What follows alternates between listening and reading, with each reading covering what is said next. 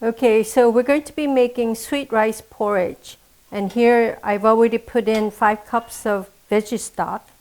And I'm going to add 5 cups more. So it's 10 cups of veggie stock. And the ratio is 1 cup of sweet rice powder to 5 cups of veggie stock. So here I have 2 cups of the sweet rice powder.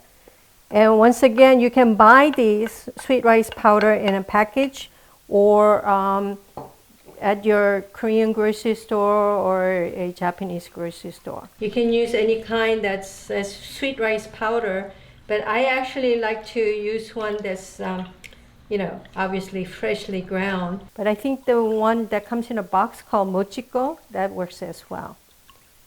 I didn't turn the heat on yet because I don't want the sweet rice porridge to cook yet. I would just want to make sure all the powder is dissolved in veggie stock before I turn the heat on, because it burns quite easily and I don't want it to burn or overcook. And see how it's sort of opaque right now, and when it starts to cook, it really turns translucent right away. You don't want the heat to be too high, so medium heat. And one thing about this sweet rice porridge is that you have to keep on stirring it. You don't want it to stick to the bottom of the pan. So the porridge is cooking. Do you see it turning colors a little bit? It's and it's getting thick. You have to wait until it thickens a lot because you don't want it to be too watery, but you don't want it to be too heavily thick either. Make sure that you stir, that nothing sticks to the bottom of the pan. And already, do you see how it's gotten glutinous and it's very nice and thick? A few more seconds and I think it'll be ready. Yep, I think it's ready. So, and then once it cools down, it'll become a little bit thicker. Okay, it's ready. So I'm going to show how we make seasoning for the kimchi. Of course, we need gochugaru, the dry chili powder. And we have pureed, I have already mixed the pureed apple and pear here, equal amount. Pureed onions, minced garlic, minced ginger, fish sauce, shrimp, salted shrimp, veggie stock, pureed red pepper. And one thing is that I also pureed the radish. This sort of adds to the fresh taste of the kimchi. Then of course, salt and sugar and the porridge. So I'm going to mix it all together. This looks like a lot, but actually my mother-in-law, when she made kimjang, she probably used double the ingredients. She actually used fresh shrimp as well. She used octopus. She used all different kinds of peppers and maybe 3 different kinds of chili powder. But because it's a modern day, I've actually simplified the ingredients and made it easier. So I'm going to mix all of these ingredients. I like to sort of mix all the wet ingredients first. This way it's easier to add the chili powder last. So here I have the apple and pear and pureed onions. The exact amount of onions and pears you can see in the, you can check in the recipe. Because I'm making almost 100 heads of cabbage for kimjang today, I'm really making a lot. The pureed red pepper.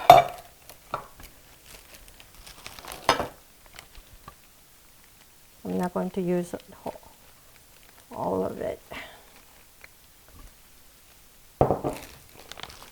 I'm going to use a lot more minced garlic than twice as much the ginger. So you mix it all together. first.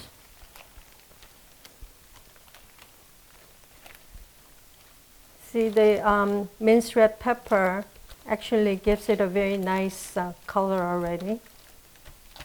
Then I'm going to add the chili pepper powder. And it's like you have to put it in until you say like, oh my goodness, that much? Because we usually put in a lot more chili powder in Gimjang Kimchi than the regular kimchi.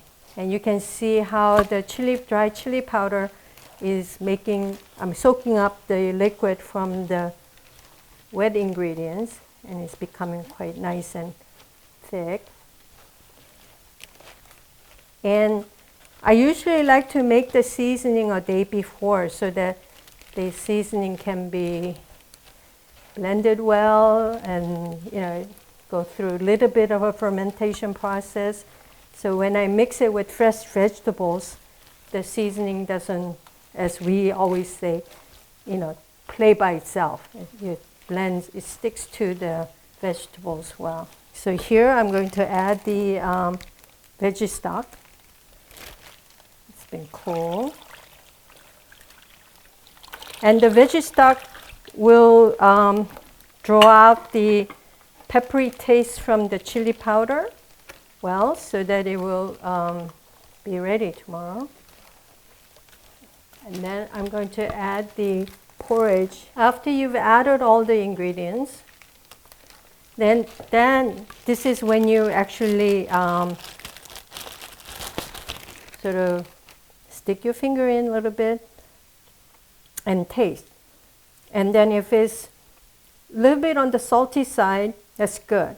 But if it's bland, it's not salty enough. So you have to add salt and sugar to season. Remember, you're putting it into the salted cabbage already, so you don't want to put too much salt. But when you taste it, it should be like, it's on the salty side, rather than, it tastes perfect. Because if it tastes perfect to you, then it's too bland when you mix it with the cabbage, right?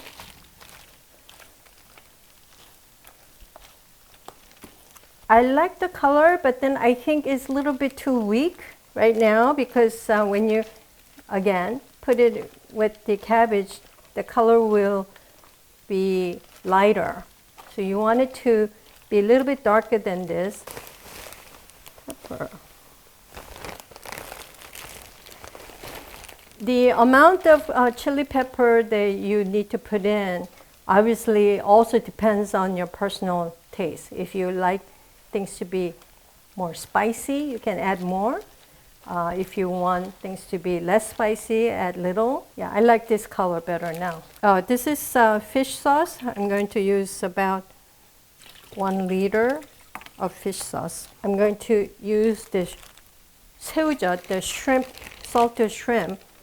And the way to use salted shrimp is you take it in your hand and you squeeze the juice first.